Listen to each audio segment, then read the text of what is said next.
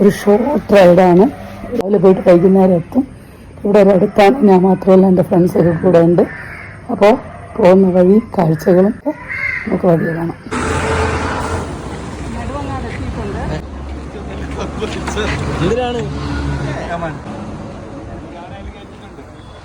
ഇതിലാണെങ്കിൽ ഇവന് ബാക്ക് തിരിക്കാൻ ഭയങ്കര പാടാ.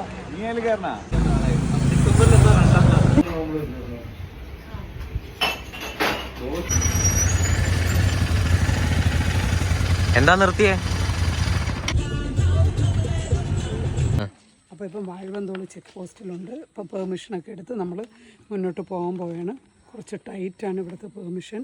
എന്തായാലും കാലാവസ്ഥ പ്രതികൂലമായതിനാൽ കയറ്റി വിടുമെന്നൊക്കെ എഴുതി വെച്ചിട്ടുണ്ട്. ഇപ്പോൾ മഴയൊന്നും ഇല്ലാത്തതുകൊണ്ട് നമുക്ക് ജസ്റ്റ് ഒന്ന് പോകാനുള്ളൊരു അവസരം കിട്ടിയിട്ടുണ്ട്. പോകുന്ന വഴിയിൽ ബാക്കി കാഴ്ചകളൊക്കെ കാണിച്ചു.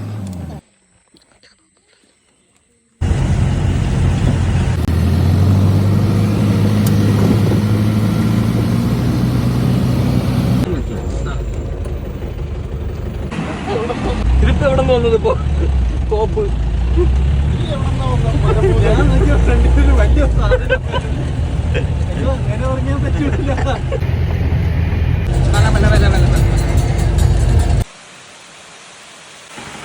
ഇപ്പം ഏകദേശം എല്ലാവർക്കും മനസ്സിലായിട്ടുണ്ടാവും എങ്ങോട്ടാണ് പോകുന്നത് എന്നുള്ളത്.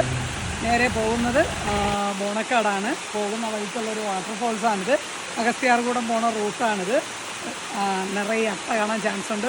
വഴിയിലെല്ലാം നിറയെ ആനപ്പിണ്ടം കിടപ്പുണ്ട്. അപ്പം മുന്നോട്ട് വല്ല മൃഗങ്ങളെ കാണാൻ പറ്റുമോ എന്നുള്ളത് അറിയത്തില്ല. ഞങ്ങളൊരു 6 പേരായിട്ടാണ് പോകുന്നത്. ഒരു ജീപ്പും 2 ബൈക്കുമായിട്ട്. ഇപ്പോൾ മഴ സീസൺ ആയതുകൊണ്ട് തന്നെ ഇവിടെ ഏത് റൂട്ടിൽ നോക്കിയാലും കുഞ്ഞു കുഞ്ഞു കുഞ്ഞു വാട്ടർഫോൾസുകളുണ്ട്. ഇതിപ്പോൾ നമ്മളൊരു 4-ാമത്തെ 5-ാമത്തെ വാട്ടർഫോൾസാണ് കാണുന്നത്. എല്ലാം നല്ല രസമുള്ള വാട്ടർഫോൾസാണ്. അപ്പോൾ ഇതിപ്പോൾ നമ്മൾ ഇനി കുറച്ചുകൂടെ മുകളിലോട്ട് പോയാൽ മാത്രമേ നമ്മൾ ബോണക്കാട് എത്തത്തുള്ളൂ. അപ്പോൾ വീണ്ടും വിശേഷങ്ങളും കാഴ്ചകളുമായിട്ട് കാണാം.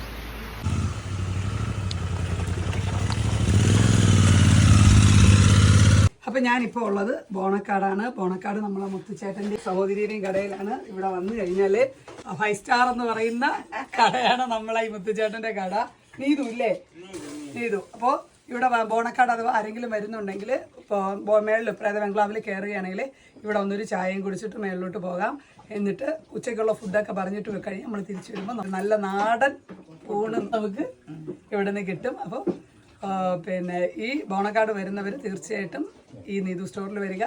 അവരുടെ ഫുഡ് അവർ ആസ്വദിച്ച് കഴിക്കാൻ നമുക്ക് പറ്റും.